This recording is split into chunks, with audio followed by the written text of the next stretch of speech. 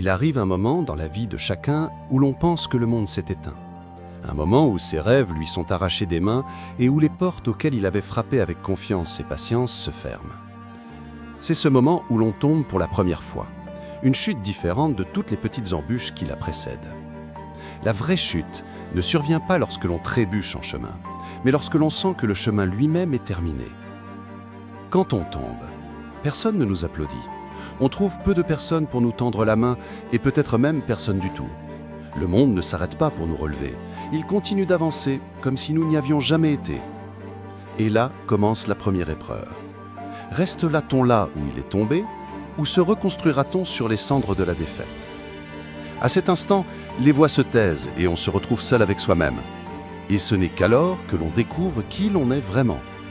La chute ne nous affaiblit pas. Cela révèle l'étendue de votre force, une force que vous ignoriez posséder. Personne n'a jamais atteint la gloire sans avoir vécu ce moment sombre qui l'a presque englouti pour ensuite en ressortir telle une nouvelle créature plus compréhensive, plus patiente et plus déterminée à... Après une chute, rien ne résonne autour de vous si ce n'est le silence. Un silence pesant, comme s'il portait en lui toutes les déceptions. Un silence impitoyable, vous rappelant ce que vous avez perdu, qui vous a laissé tomber et ce que vous ne possédez plus. Et là commence le dialogue le plus dangereux dans la vie, le dialogue avec soi-même. Vous êtes assis dans votre solitude, votre vie défilant devant vos yeux, et vous vous demandez « Comment suis-je arrivé là ?» En étais-je la cause? Ou le destin vous a-t-il entraîné vers ce destin? Mais la vérité, bien qu'amère, est que chacun est créateur de son propre destin, autant qu'il croit en sa capacité à changer. Une chute ne vous abattrait que si vous signez votre propre défaite. Plus vous vous culpabilisez, plus vous vous éloignez de l'ascension. Car l'ascension ne commence pas par l'autoflagellation, mais par l'acceptation de soi.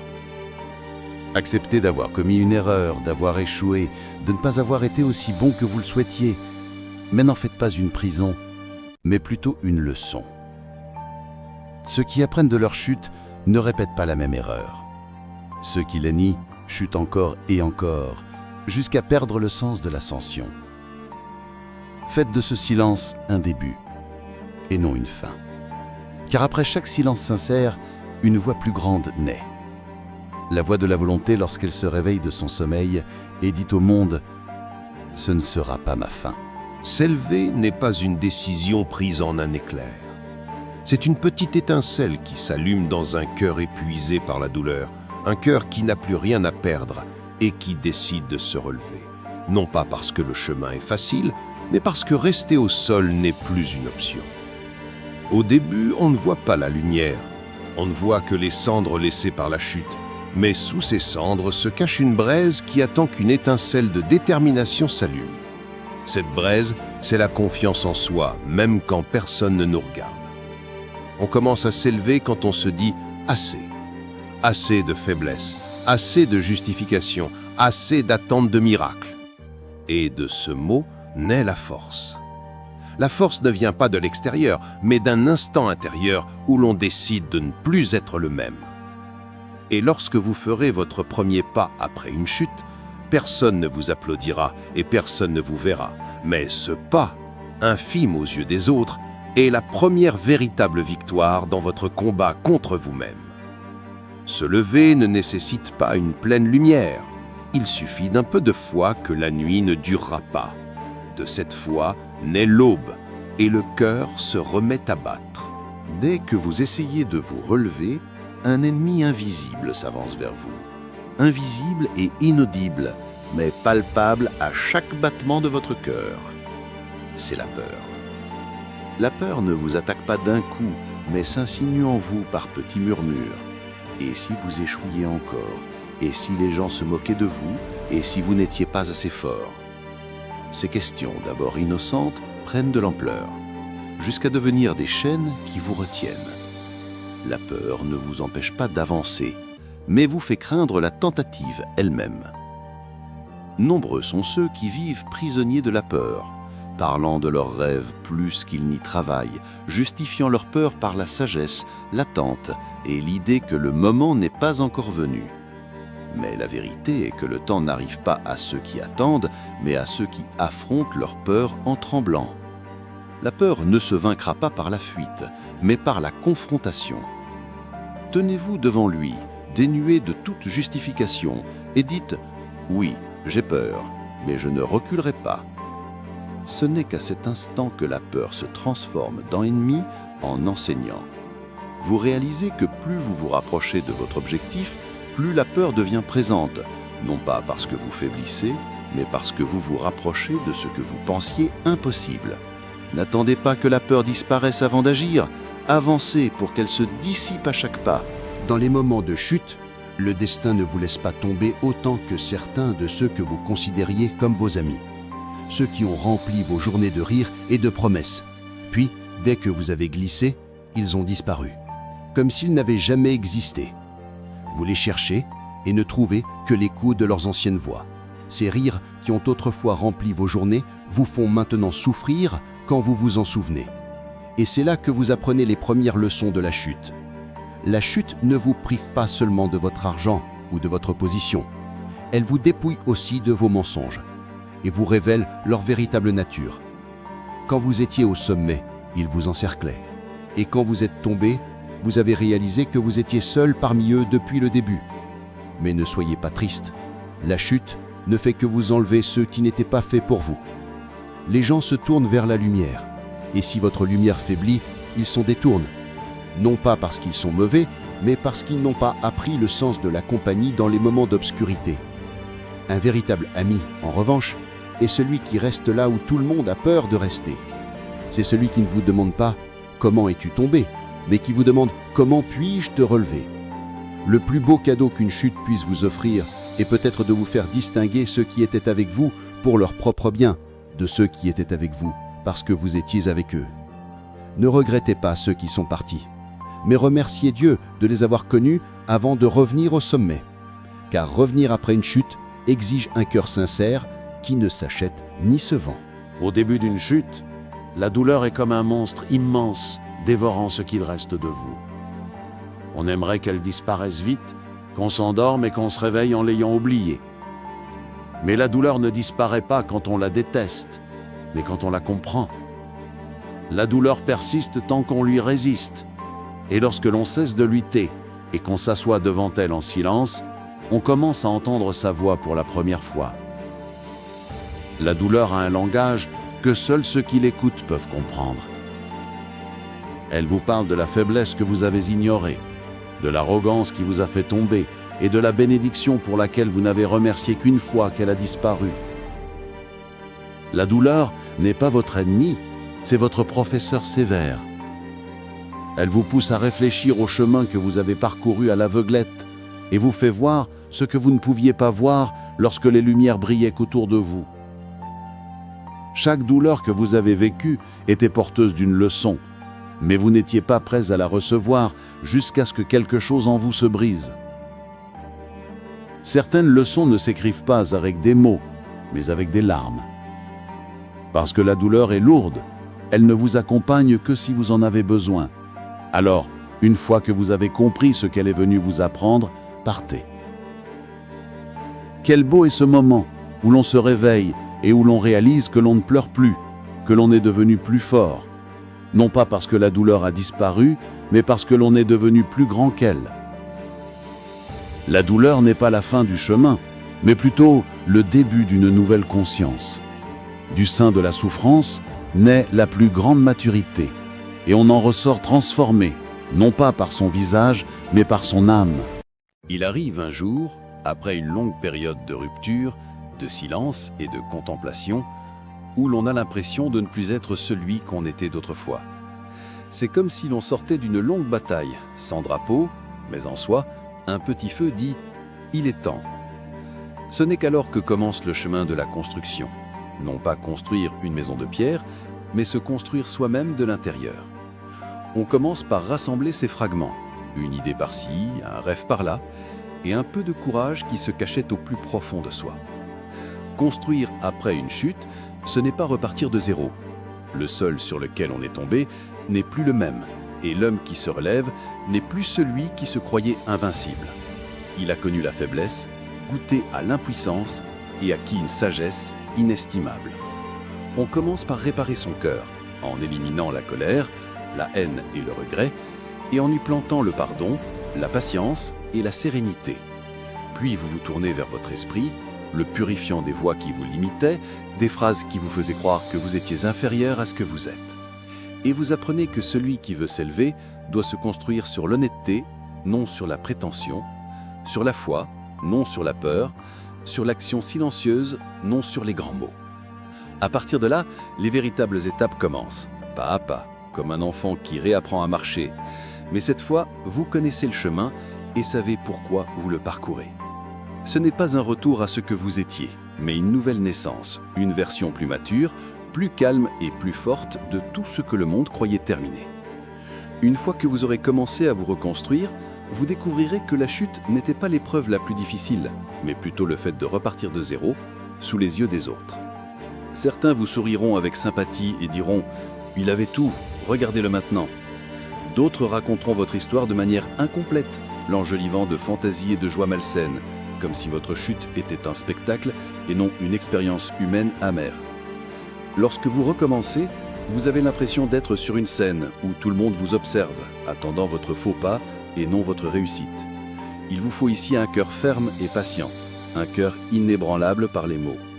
On apprend à marcher en silence, à travailler sans explication, à laisser parler les actes quand les mots se taisent.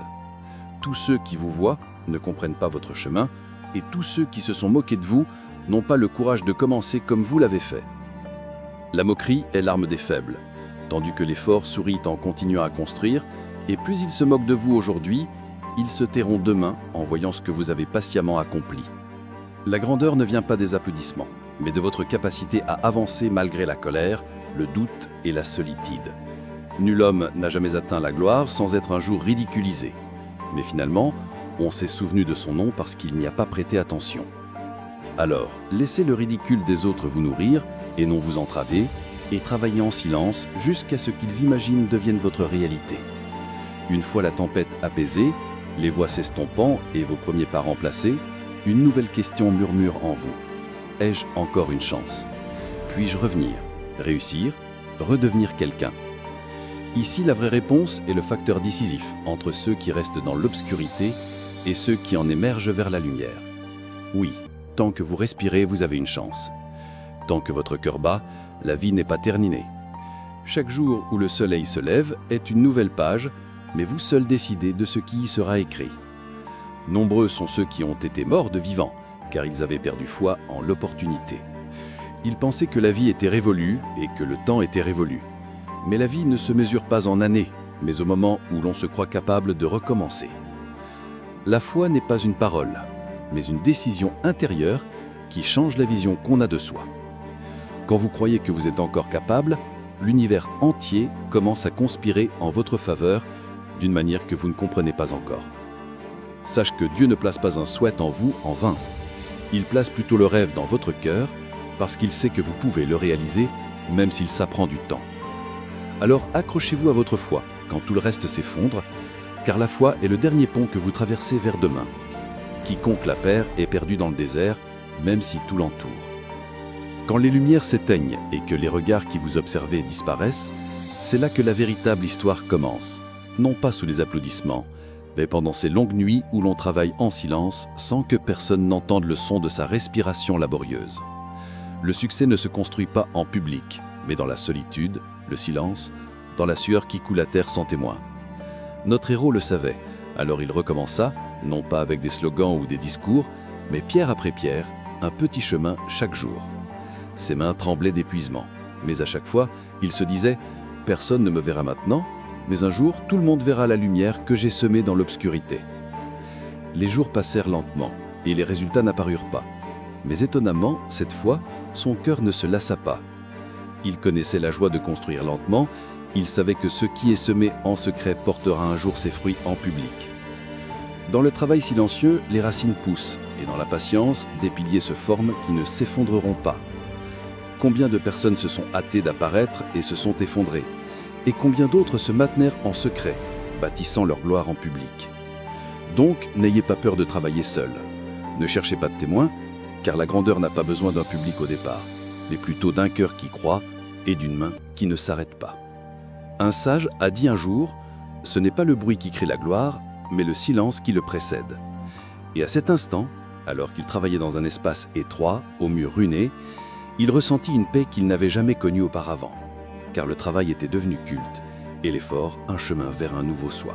La nuit est longue et le silence est épais, comme un manteau de ténèbres enveloppant la ville. On n'entend aucun bruit, hormis le frottement d'un stylo sur le papier, et aucune lumière, hormis une faible bougie dont la flamme vacille au gré du vent. Là, notre héros était assis seul, devant une vieille table en bois, un carnet ouvert, des pensées éparses et une détermination qui ne connaît pas le sommeil. Il apprit que personne ne marche sur le vrai chemin avec lui. Des amis sont partis, des gens ont oublié, mais quelque chose en lui restait vivant. Une voix faible lui disant « Si tu ne termines pas le chemin maintenant, personne ne le fera. » Dans la solitude, la patience est mise à l'épreuve, et dans le silence, le vrai moi se révèle. Combien de fois a-t-il failli poser sa plume? Combien de nuits le désespoir l'a-t-il envahi? Mais au dernier moment, il entendait comme un murmure. Continue, car chaque instant de patience te rapproche de la lumière. La solitude qui l'effrayait autrefois était désormais sa nouvelle amie, son refuge, son laboratoire et son espace de réflexion. Il pouvait entendre clairement ses pensées, voir ses erreurs sans fausseté et dialoguer avec lui-même jusqu'à l'aube. Et là, durant ces longues nuits, une conviction qu'il n'avait jamais connue auparavant s'est forgée en lui. La détermination ne consiste pas à se laisser guider par l'instant, mais à persévérer malgré l'épuisement, l'incertitude, le froid. Quand la ville s'éveillera au matin, il aura écrit une nouvelle page de son rêve. Une page que personne ne voit, mais qui est un morceau de son âme. La détermination est invisible, mais elle laisse une trace indélébile. Et la solitude n'est pas le vide, mais l'occasion d'entendre sa vraie voix loin du bruit du monde. Parfois, la vie commence à changer, doucement, non pas avec un grand bruit, ni par un événement soudain, mais par de petits signes que seuls ceux habitués à regarder avec leur cœur remarquent. Un matin, notre héros se réveilla avec une lumière différente dans sa chambre. Cette fois, la lumière était plus chaude, comme si le soleil lui-même lui souriait. Il sortit sur la route et les journées ne lui parurent plus aussi lourdes. Les gens autour de lui étaient les mêmes, la ville était la même, mais quelque chose en lui avait changé. Il commença à voir la beauté dans les détails, l'opportunité dans les petites choses et les signes dans les situations ordinaires. Quand il prit son nouveau travail, ce n'était ni grand ni significatif, mais il avait du sens. Chaque effort apportait une saveur de satisfaction et chaque petite réussite semblait une nouvelle ouverture. Certains de ceux qui l'avaient oublié commencèrent à le regarder avec une légère surprise. « N'est-ce pas celui qui est tombé? Comment est-il revenu? Comment son visage a-t-il pu changer à ce point-là » Mais il n'y prêta pas attention. Il s'était longtemps entraîné à travailler en secret, à construire en secret, à laisser la trace parler pour lui. Et maintenant, il voyait les graines des commencements germer lentement, l'effort silencieux commençait à s'épanouir, et la vie comme pour s'excuser à propos de lui pour ce qui était passé. Le véritable changement est silencieux. Il est comme une source d'eau au fond de la montagne, invisible de tous, mais qui coule sans cesse jusqu'à former une rivière. Et à cet instant, quand il vit le premier fruit de sa longue patience, il sourit. Non pas parce que le succès était arrivé, mais parce qu'il comprenait enfin que le chemin lui-même était le miracle. La route était longue, fatigante, semée d'embûches et d'obstacles, mais à chaque pas, ses pas devenaient plus fermes. Et son cœur réapprenait à battre sans peur. Un matin froid, il gravit la montagne près de la ville où il était tombé. L'intention n'était pas d'échapper au passé, mais de le contempler d'en haut, avec les yeux de quelqu'un qui avait surmonté sa blessure, et non de quelqu'un qui saignait encore. La brise était froide, mais elle portait en elle quelque chose qui ressemblait à du réconfort, Il resta là, leva la tête au ciel et ferma les yeux un long moment comme pour se remémorer tout ce qu'il avait traversé.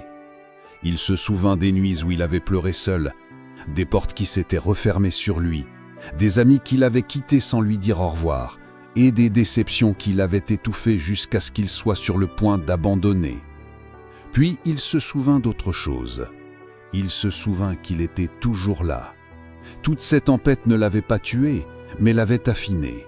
Chaque échec ne l'avait pas détruit, mais plutôt bâti en lui le roc sur lequel il se tient désormais. Il ouvrit les yeux et vit la ville en contrebas, scintillant dans la lumière matinale. De là, elle paraissait petite, comme si elle ne l'effrayait plus autant qu'autrefois. Il sourit profondément et dit à voix basse comme pour lui-même « Je croyais que la chute était la fin, mais était la première porte vers l'ascension. » Il leva la main comme s'il touchait le soleil et dit d'une voix pleine de foi « Ce n'est qu'à présent que je sais que tout ce que j'ai perdu était un chemin vers là où je suis. » La victoire ne résidait pas dans l'arrivée, mais dans le fait de ne pas s'arrêter. La gloire ne résidait pas dans la célébrité, mais dans une paix intérieure qui ne s'achète pas. Du sommet de la montagne, tout semblait calme, pur et vrai. Il s'est élevé non pas pour impressionner le monde, mais pour devenir un homme qui savait ce que signifiait tomber et se relever. Après avoir grimpé au sommet et contemplé la ville et les années, il commença à comprendre quelque chose qu'il n'avait jamais compris auparavant. Que la vie n'était pas contre lui comme il l'avait cru, mais qu'elle le formait à devenir plus fort, plus profond et plus mature. Il s'assit sur un rocher surplombant l'horizon, le soleil caressant son visage d'une faible lumière. Il ne pensait plus à la victoire ou à la défaite, mais au sens, cette chose que nous recherchons tous sans nous en rendre compte. Il se souvenait du premier jour de sa chute, de ses cris et de ses demandes. « Pourquoi moi ?» Et aujourd'hui, après tout ce qu'il avait traversé, il souriait et se murmurait « C'est moi, parce que j'étais le seul à pouvoir m'en sortir comme ça. » Il commença à considérer chaque déception comme une leçon, et chaque retard comme une protection contre un destin auquel il n'était pas prêt. Il réalisa que Dieu prend quelque chose pour donner quelque chose de plus profond que lui. Le sens ne résidait pas dans la fin, mais dans le chemin, dans chaque larme, chaque patience et chaque aube naissante après une longue nuit. Il comprit que la chute n'était pas une punition, mais plutôt une préparation à la connaissance de soi, à une vision du monde sous un angle nouveau qu'il n'avait pas perçu au premier sommet. Il réalisa qu'une personne n'est complète que lorsqu'elle est brisée, puis restaurée, quand on perd et qu'on trouve, quand on est mis à l'épreuve et qu'on comprend. Son âme était calme comme une mer après une tempête, et sa voix intérieure lui disait « Maintenant tu sais qui tu es, alors n'aie plus peur. » Puis il écrivit une dernière phrase dans son vieux carnet, une phrase qui résumait tout son parcours. La chute n'était qu'une porte, la douleur n'était qu'une clé, et l'ascension n'était qu'un retour à moi-même. Les années passèrent, et le visage des jours changea. Mais l'impact de ce voyage ne s'est jamais estompé. Cet homme, autrefois tombé, marche aujourd'hui d'un pas assuré parmi les gens, avec une lueur dans les yeux qui ne ressemble à rien d'autre qu'à ceux qui ont connu l'obscurité et y ont survécu. Il n'éleva plus la voix comme autrefois, et ne chercha plus les applaudissements. En effet, sa seule présence lui suffisait, comme si sa lumière parlait pour lui, sans qu'il parle. Au marché, dans la rue, au café, tous ceux qui le voyaient sentaient que cet homme avait vécu quelque chose de grand, quelque chose qu'il avait brisé, puis reconstruit de l'intérieur. Un jour, un jeune homme s'approcha de lui, les yeux emplis de désespoir, et il lui dit « Je suis tombé, monsieur, et je ne sais pas comment recommencer. » L'homme sourit. Il pensa au jeune homme un long moment. Puis il dit d'une voix calme et sage « Personne n'échappe à la chute, mon fils, mais les grands font de leur chute un chemin vers la lumière. » Puis il ajouta « Quand tu t'effondres, ne maudis pas les ténèbres. Souviens-toi simplement que la lumière n'apparaît qu'après l'éteintement des anciennes lumières. » Le jeune homme le lâcha. Il resta là, les yeux levés vers le ciel, comme s'il disait adieu à son passé récent. Il n'avait plus peur, ni ne s'inquiétait. Il comprenait que Dieu était avec lui à chaque étape du chemin, dans la chute comme dans l'ascension, dans la douleur comme dans la guérison. Il leva la tête. Il vit le soleil dans le ciel, inondant la ville de sa lumière. Alors, il sourit et dit à voix basse, comme s'il parlait à la vie, « À l'instant, l'histoire est terminée. Mais la vérité, c'est que ce n'est pas fini. Cela ne commence qu'à recommencer, dans le cœur de tous ceux qui l'ont entendu, et dans chaque âme en quête d'espoir après une chute. Souviens-toi, cher auditeur, tu peux tomber 1000 fois, mais tant que tu croiras au retour de la lumière, ton histoire ne finira jamais. » Si vous avez aimé ce voyage, ne vous arrêtez pas là. Aimez-le, suivez la chaîne et partagez cette réflexion avec d'autres. Un seul mot pourrait raviver le désir de vivre dans un cœur lointain.